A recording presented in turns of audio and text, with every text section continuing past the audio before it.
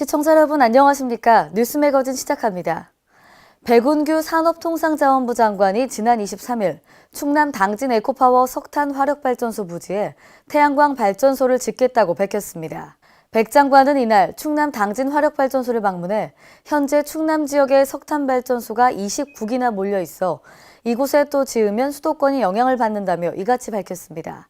당진 에코파워가 짓기로 했던 액화 천연가스 발전소를 각 1기씩 충북 음성과 울산에 건설하고 대신 충남 당진 부지에는 태양광 발전소를 짓도록 하겠다는 구상입니다.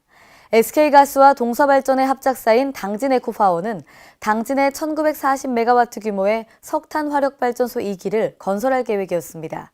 그러나 화석연료 사용을 줄이려는 정책 기조에 따라 지난해 12월 액화 천연가스 발전소를 짓기로 했었습니다.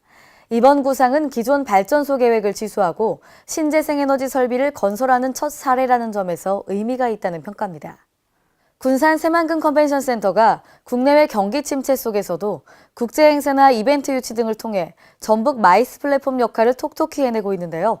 마이스는 회의, 포상관광, 컨벤션, 전시회의 등을 개최하는 산업입니다. 김경모 기자가 취재했습니다. 군산 새만금 컨벤션 센터 지스코가 다양한 국제회의를 비롯한 행사들을 치러내며 침체된 지역 경제에 활력을 불어넣고 있습니다. 대규모 이벤트를 개최할 수 있는 컨벤션 센터인 지스코는 지난 2014년 전북 군산시에 자리 잡은 이후 회의와 관광, 컨벤션과 전시회를 통합 연계한 마이스 산업을 이끌고 있습니다. 올 하반기에는 10월에는 전국 우수시장 박람회와 오토레저 캠핑쇼, 또 11월에는 리빙 아트 앤 핸드메이드 페어가 이곳에서 열립니다. 이 같은 대형 행사를 유치해서 지난해에는 150여 건, 지역경제 파급 효과가 250억 원에 이루고 있습니다. 앞으로도 대형 행사를 많이 유치해서 지역경제의 활성화에 기여하도록 하겠습니다. 한편 오는 24일부터 3일간 열리는 대한민국 청소년 박람회는 각종 체험존을 비롯해 멘토 강연 등이 준비돼 있으며 행사 기간 동안 15만 명의 방문객들이 지스코를 찾을 것으로 예상되고 있습니다. K1N 김경모입니다. 구의역 스크린도어 수리 직원 사망 사고가 발생한 지 2년이 지났습니다. 서울시는 외주 직원이었던 정비원을 정규직으으로 전환하고 안전 시스템과 매뉴얼을 보강한 결과 스크린도어 고장 건수가 당시에 비해 절반으로 줄어들었다고 밝혔습니다. 서울시에 따르면 올해 1월에서 4월 스크린도어 고장 건수는 961건으로 2016년 같은 기간 대비 49% 감소했습니다. 지난해와 비교하면 35% 줄었는데요. 작년 한 해 발생한 철도 사고도 5건으로 전년 12건 대비 절반 이상 급감했습니다. 서울시는 2017년 국제표준 서비스 품질 지표에 따르면 서울 지하철의 안전 수준은 런던과 뉴욕 등 세계 주요 도시 지하철에 비해 높은 평가를 받았다고 설명했습니다. 앞으로 2022년까지 노후 전동차 교체와 스마트 통합관제 구축 등에 대한 투자를 준비하고 있습니다. 대구광역시는 경상북도와 함께 상생협력을 추진하는데요. 신규 과제로는 야생동물 보호센터 연계 운영과 대구 경북 꽃 박람회 개최 등 4건을 추진합니다. 이번 공모를 통해 발굴된 이 사업들은 양 시도 간의 상생협력을 통해 일자리 창출과 경제 활성화 등의 성과를 거둘 수 있을 것으로 기대됩니다. 대구시와 경북도는 오늘 대구 노보텔에서 대구 경북 한뿌리 상생위원회 정기총회를 열었습니다. 이번 정기총회에는 4건의 신규 과제와 추진하고 있는 35개의 사업 점검, 각 시도에서 제안한 과제에 대한 심의, 확정 등으로 진행됐습니다. 현재 추진하고 있는 주요 협력 과제는 대구권 광역철도망 사업, 대구 도시철도 연장 등입니다. 고령화 시대가 되면서 노인 인구가 가파르게 늘고 있습니다. 특히 홀몸 노인들이 많아지고 있는데요. 경기도 내 65세 이상 어르신들 5명 중 1명은 홀몸 노인입니다.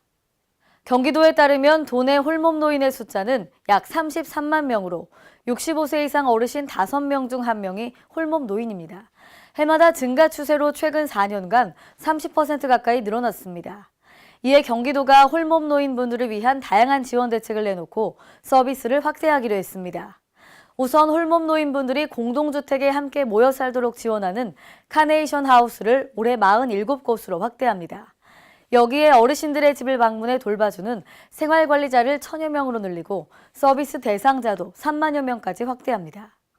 중소기업 최대의 행사인 중소기업 위크가 지난 23일 홀리데이인 광주 컨벤션홀에서 개막했습니다. 이번 행사는 매년 5월 셋째 주에 열리는 중소기업 주간 행사와 5.18 추모기간이 중복되지 않도록 한 주 미뤄 자체적으로 진행됐으며 전국 지자체 중에서는 최초로 개최됐습니다. 이날 개막식에서는 김재광 DK 부장 등 10명의 시장 표창과 중기청장 표창 등 유공자 시상식도 열렸습니다. 한편 중소기업 위크 행사에서는 우수상품 박람회, MD유통 상담회 등 각종 행사가 진행됐습니다. 한편 윤장현 광주시장은 중소기업 위크가 기업에게 새로운 동력을 얻는 계기가 되길 바란다고 밝혔습니다. 전주시장 선거 대진표가 확정됐습니다. 김승수 현 시장과 이현웅 민주평화당 후보, 이어 오형수 정의당 후보까지 3파전인데요. 각 후보들이 내놓은 공약들이 뜨겁습니다. 김경모 기자입니다. 전북 전주시장 선거 대진표가 3파전 구도로 확정됐습니다. 민주당 김승수 후보는 높은 당 지지율과 현직 프리미엄을 얻고 재선을 노리고 있습니다. 이제 전주가 1,000만 관광 도시로 성장을 하고 있습니다. 이 성장이 우리 시민들 골고루에게 돌아가고 또 더 크게 성장하기 위해서는 수없이 많은 경험과 또 집권 여당의 큰 힘이 필요합니다. 4년간 축적된 경험 그리고 국회, 청와대, 중앙부처까지 탄탄한 인맥이 준비됐습니다. 재선에서 우리 전주를 세계적인 문화 도시로 경제가 더 부강한 도시로 반드시 만들겠습니다. 민주당 경선 과정에서 이의를 제기하고 탈당했던 이현웅 민주평화당 후보는 본선에서 다시 김 후보를 마주하게 됐습니다.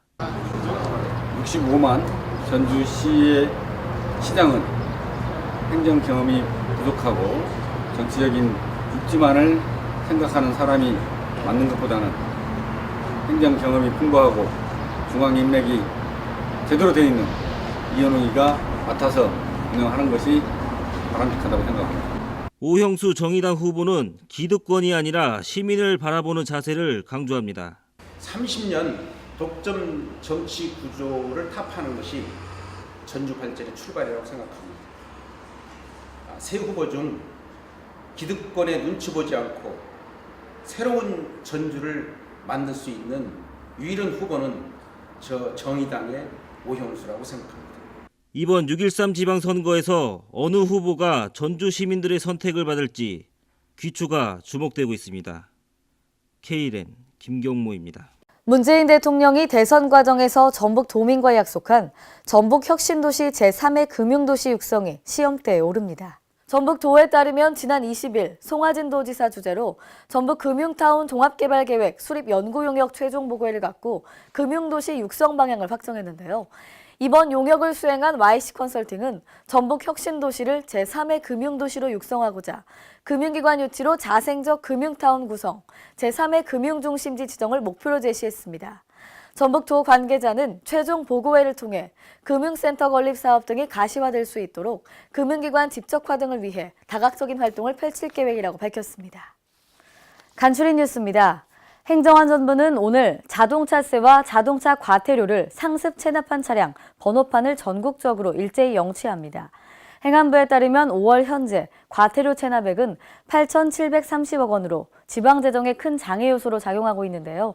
단속 대상은 자동차세 3건 이상 또는 지자체의 주정차 위반 등 차량 관련 과태료 30만 원 이상 체납한 차량, 소유자의 점유자가 다른 체납된 대포 차량입니다.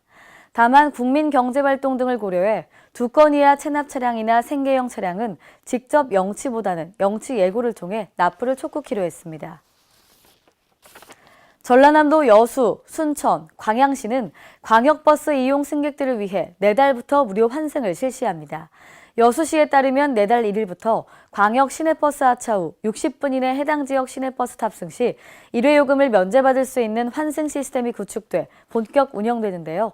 여수시는 환승 시스템이 갖춰짐에 따라 환승 시 추가 요금을 내야 했던 불편이 줄어들어 승객들의 만족도가 높아질 것을 기대하고 있습니다.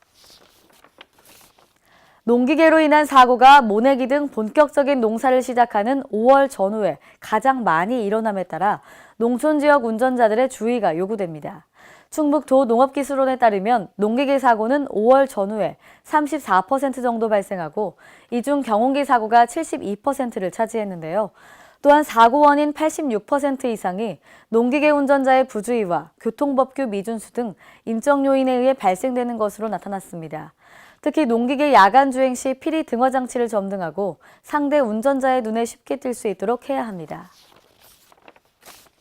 악성 전염병 발생 시 차량 이동 분석과 방역 조치를 위해 시행 중인 축산 차량 등록제가 오는 7월부터 확대됩니다. 경북도는 오는 7월 1일부터 가금 출하, 인력 운송, 농장 화물 차량들도 등록해야 된다고 밝혔는데요. 축산 차량 등록제는 가축 사육시설이나 도축장 등 출입 차량에 무선 인식 장치를 장착해 축산 차량의 출입 정보를 관리하는 선진 방역 관리 시스템입니다. 축산시설 출입 차량의 소유자와 운전자는 출입 차량 등록 전후 3개월 내에 6시간의 방역 의무 교육을 이수해야 하며 4년마다 보수 교육을 받아야 합니다. 광주광역시 보건환경연구원은 내년부터 시행되는 농약 허용물질 목록관리 제도에 대비해 농산물 검사 결과 알림제를 운영키로 했습니다. 이에 따라 오는 25일부터 농업인을 대상으로 전화나 문자를 활용해 농산물 잔류농약 검사 결과를 알려주는 서비스를 시행하는데요.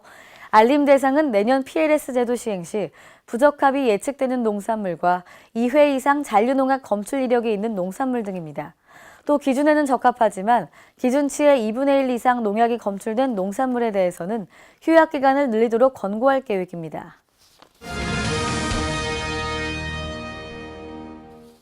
오늘의 단신입니다. 환경부와 국토교통부는 도로에서 발생하는 야생동물 사고를 줄이기 위해 동물 찾길 사고 조사 및 관리 지침을 제정하고 오는 28일부터 시행합니다. 이번 지침은 환경부와 국토부 등에서 각각 수행한 로드킬 사고 조사를 도로관리기관으로 통합하는데요. 또 조사원이 현장에서 수기로 기록하는 방식 대신 어플리케이션 앱을 활용한 조사 방식을 도입한 것이 특징입니다. 앱을 통해 수집된 자료는 동물 찾길 사고 정보 시스템에 실시간으로 전송되고 국립생태원의 확인을 거쳐 사체 폐기 및 이관 등의 절차를 밟게 됩니다. 보건복지부는 원예 탕전실 시설, 운영, 조제 등 한약 조제 과정 전반을 평가하고 인증을 부여하는 원예 탕전실 평가 인증제를 오는 9월부터 실시하는데요. 원예 탕전실이란 의료법 시행규칙에 따라 의료기관 외부에 별도로 설치돼 한의사의 처방에 따라 한약을 전문적으로 조제하는 시설인데요. 이번에 도입하는 원예 탕전실 인증제는 탕전시설 및 운영뿐 아니라 원료 입고부터 보관, 조제 포장, 배송까지의 전반적인 조제 과정을 평가해 한약이 안전하게 조제되는지에 대해 검증합니다. 이상으로 뉴스 매거진을 마칩니다. 시청해주신 여러분 고맙습니다.